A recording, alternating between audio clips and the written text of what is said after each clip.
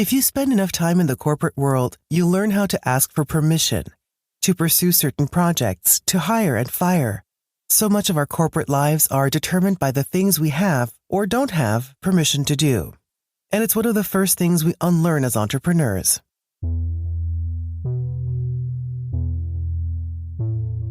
When Polina Ruvinsky stepped into a leadership role at Disney, she received an unusual and life-changing piece of advice: to not ask for permission, to do what she felt was right for the company.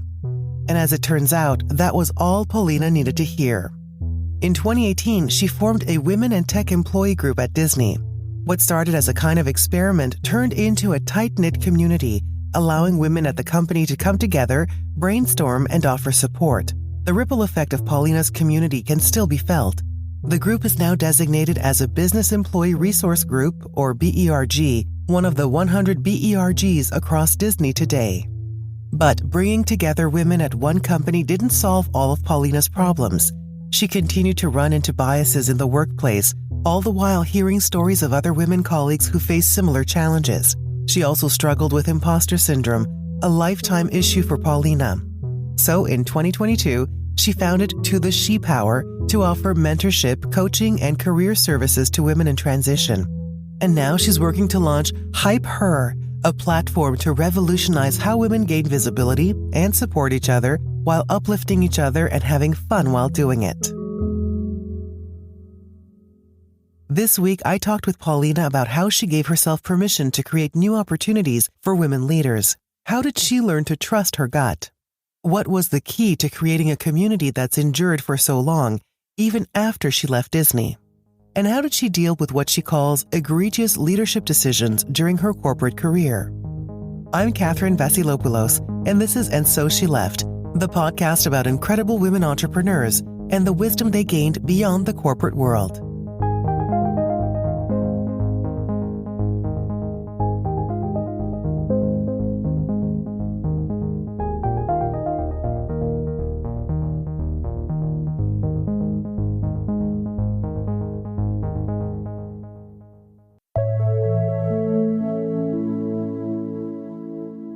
When I first heard Polina describe her company and the Hype Her platform, I was intrigued.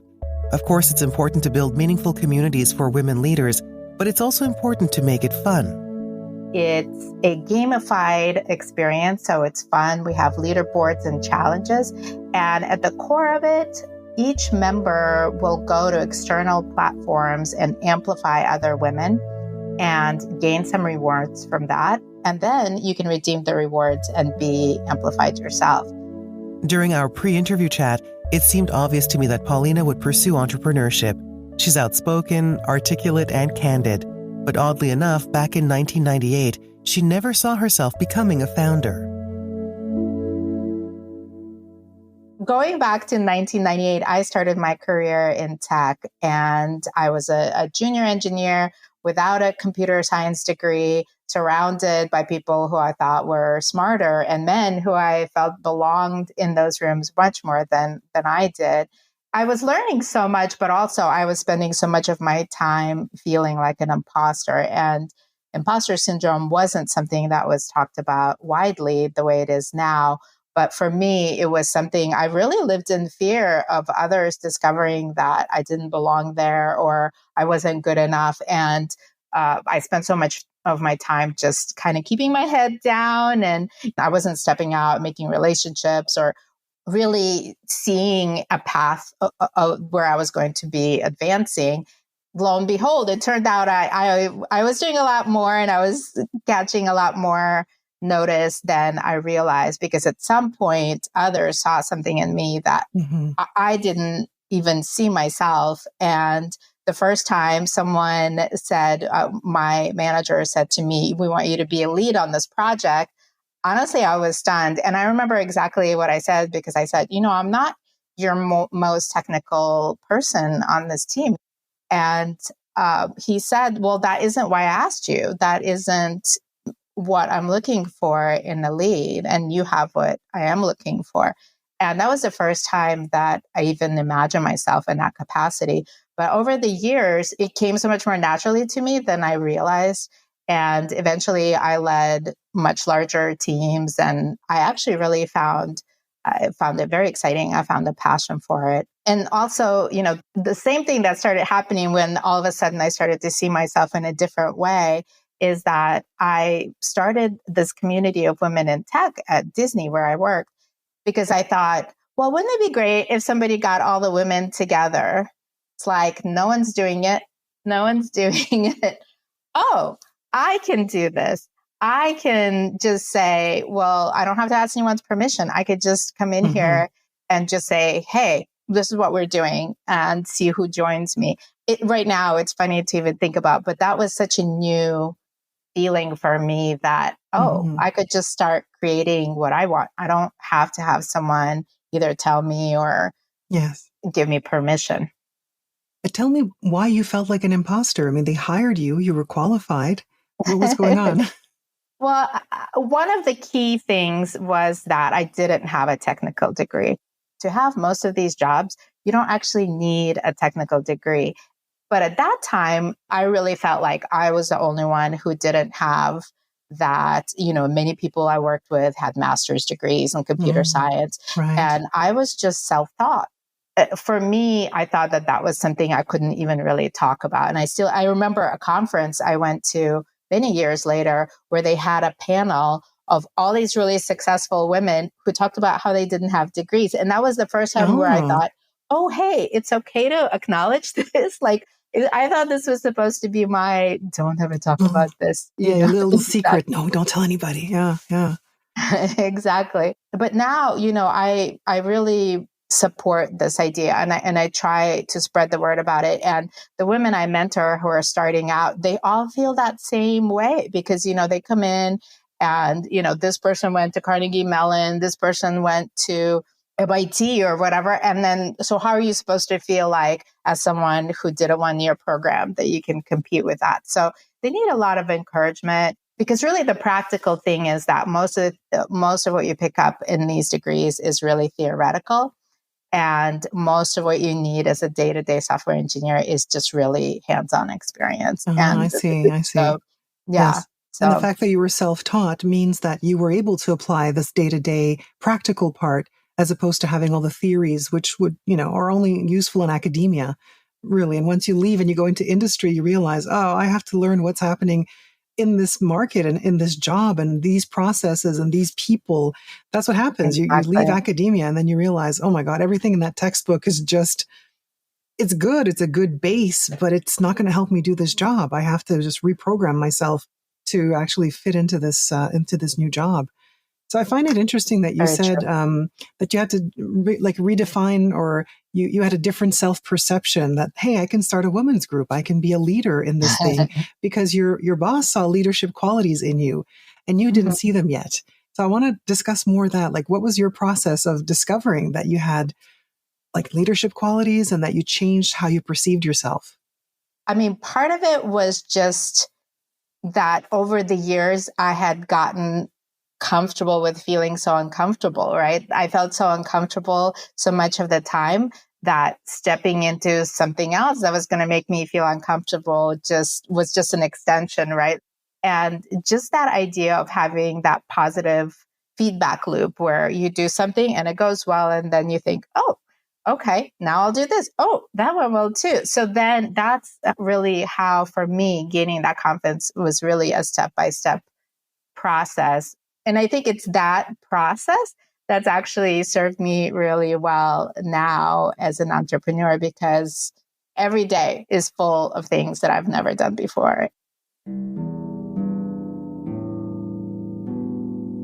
It's new surprises, new challenges, and you realize, I can rise to the occasion. I can actually do this. And you find a new way to do something, and then that's one more tool in your tool belt, and you can just keep moving forward that way. Yeah.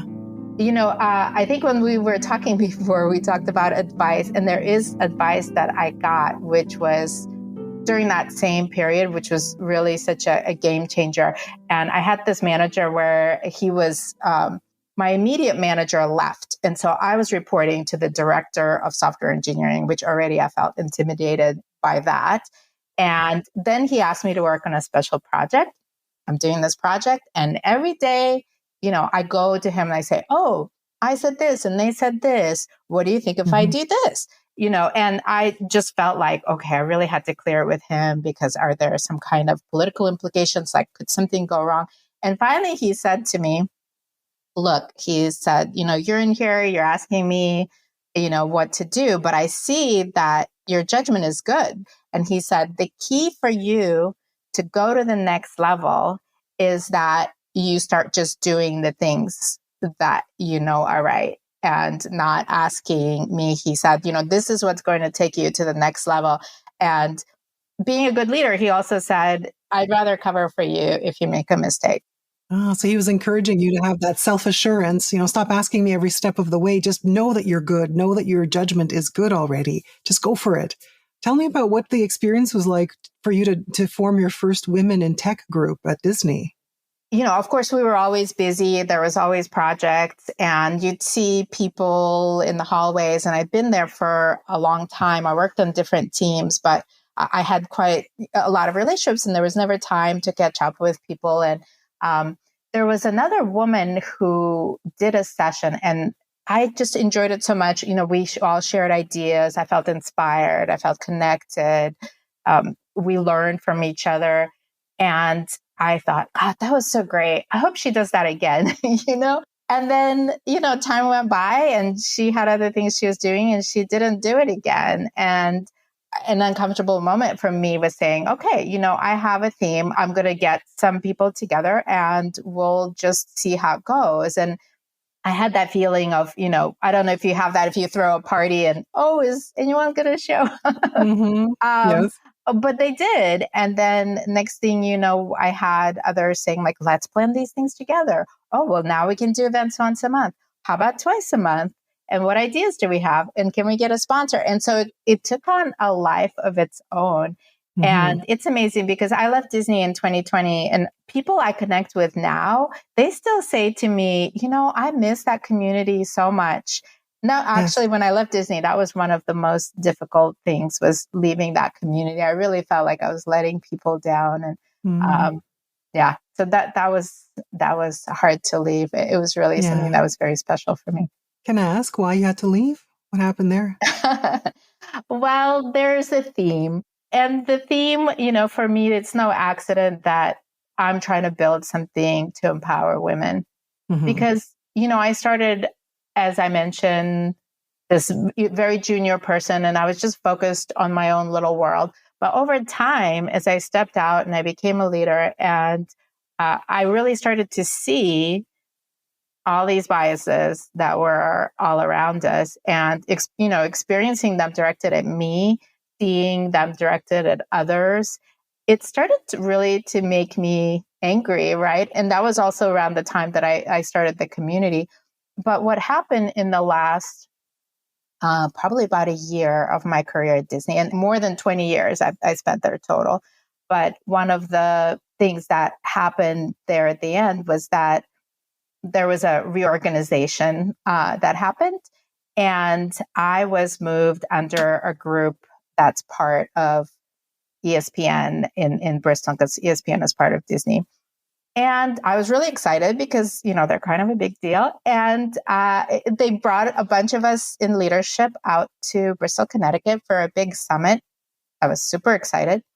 Went out there and I entered this room and there was 60 people in it. And it was me and one other woman. So the numbers there were so beyond everything that I had even seen that I couldn't not notice it. And then I started to hear more about how things happen there, what types of issues the women in that office had encountered. And it started to pile up. I started to really see that now I was part of a different organization that had different culture and different values. And I started to question if I really wanted to be part of that, if that was the kind of place I was going to feel inspired. I was trying to inspire them to start also a women's group, and they were having pushback from, folks in HR saying, well, it has to go up some channel and get approved. So over time, I just really was finding it wasn't feeling like the kind of place I really wanted to put my energy, that I felt really inspired by. And so back in the day, I know now the job market is not great, but back in the day, I mean, you would get many, many people reaching out to you to try to recruit you. And one day, someone I used to work with at Disney reached out and started trying to recruit me. And at first I said, well, I have my women's group, and what are you offering? And he really kind of worked on me for a few months. And then he said, okay, well, we'll create a director position for you. And I want to have women at the director level at Rosetta Stone, where I went. And he also said, they were starting a diversity, equity, and inclusion program, and I could be part of that. So finally, that moment came where after more than 20 years, I made that jump.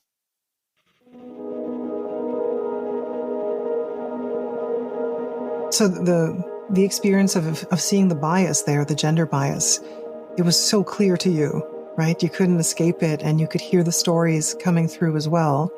And that just didn't feel like the environment that you wanted to be part of.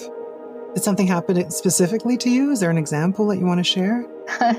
Well, I mean, in that first business trip, this was so stunning to me. There were women who just came up to me. We were doing a social, happy hour or something. And these women I'd never met before came a beeline for me, because really, I mean, yes, it's a sports-focused organization, all that, but I mean, you can't not feel that as a woman when you're there and you're, 5%, 2%, and I was already used to being, 15, 18%, but that was just so egregious. And the stories they told me, that they talked about how the CTO at the time had decided to have a meeting with the women, and that after they mentioned a lot of very legitimate complaints, such as they weren't being invited to certain meetings, like conversations were happening that were relevant to them that they weren't even being invited to. No one was being promoted into leadership roles. They couldn't have these women's groups. So they brought some of those grievances to him. And then he was so angry that he was put in this position where he had to listen to a bunch of people complaining to him, that he demoted the person who organized this whole thing, which I just thought was not only stunning and 20 years behind where we were at that point, but also probably not entirely legal. And so I was very concerned. Coming back from that trip, I traveled out to Bristol with two other people who were based in Seattle with me. My immediate manager and his manager were both great. I had great relationships with them. And coming back on the plane, they were both like, they were really excited. And I had to be like, look, well, this was my experience. You're excited about this, but this is what I saw. I agree with you, because I've had conversations with people who've been to the exact same event, but they happen to be men. And they're like, this was amazing. And I saw this person or whatever it was. And I've had a different experience. And I'm going, do I bite my tongue now and say nothing? Or do I tell them, well, when you're a woman, sometimes you experience something that men don't have to go through. The fact that you decided just based on that experience that this is not the environment for me says a lot about you and your leadership quality. Absolutely. And that you went into something that you really believed in. Yeah. Well, and thank you for that. It is, again, looking back at that sort of timid person starting out, it's amazing to me, because I think at this point, I just I'm not taking it and I'm not staying silent. And that's honestly what I want for all of us, to be able to really express authentically the experience that we had. And but the amazing thing was that I left. So this great manager recruited me. I went to Rosetta Stone. And then within, I think it was 6 or 7 months, he got pushed out. I only wanted to work for a certain type of person, and he was like that. And then the guy who took over, I lasted just over a year at Rosetta Stone. And part of it was the pandemic and all the challenges. Also, Rosetta Stone was sold twice in the year that I was there.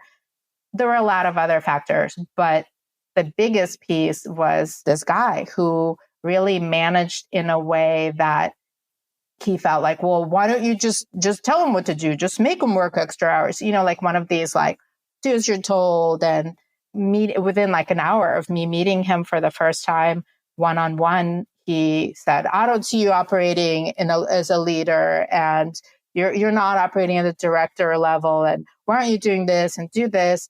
And after 3 months, he gave me this, like, you're not performing review, which had never happened to me before. And my annual review with him was, really, really contentious because, like I said, I don't really stay quiet anymore. And it went on to say, like, what do you mean? Can you define what leadership qualities you feel I am missing? And basically it all came down to where he said, well, you just need to manage up better. And, I think you're just telling your team what they want to hear. And it was so outrageous. I honestly almost quit that day.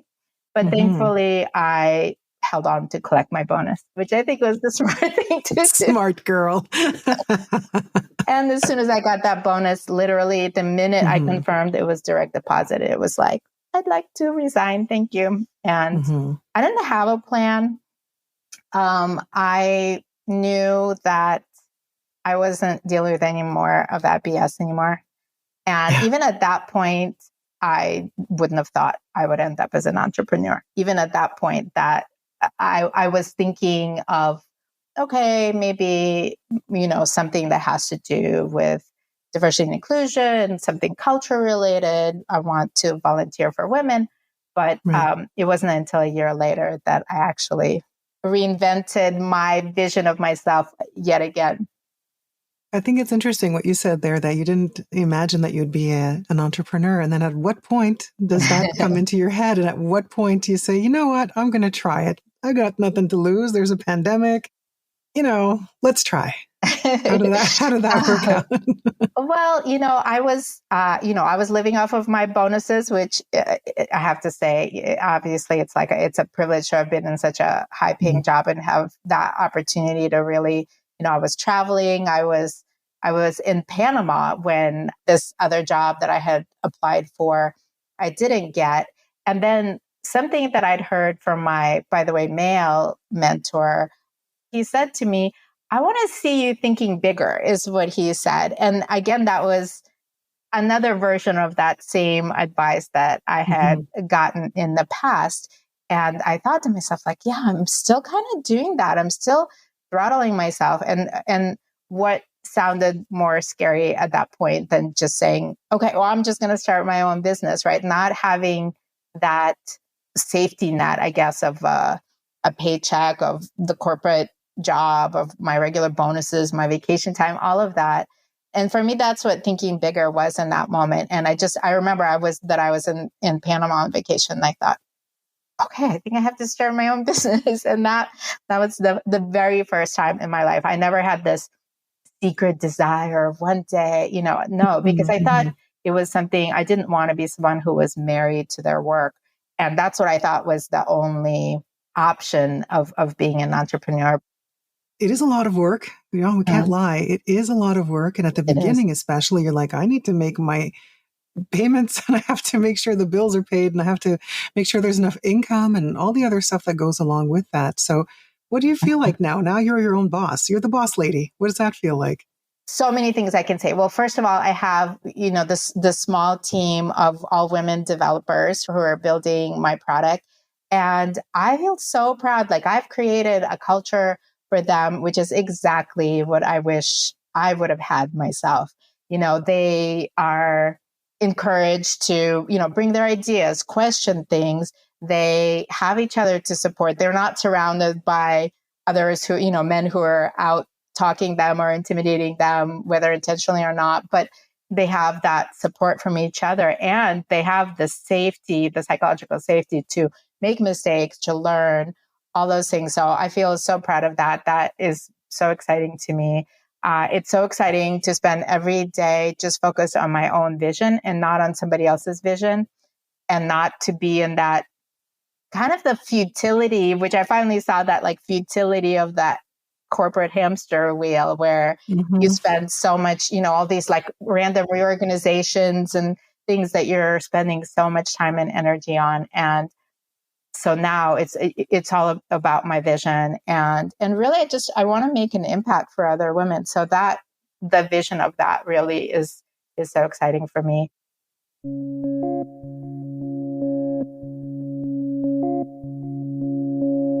Tell me about some advice that you have for people in the industry or who are thinking of starting a business.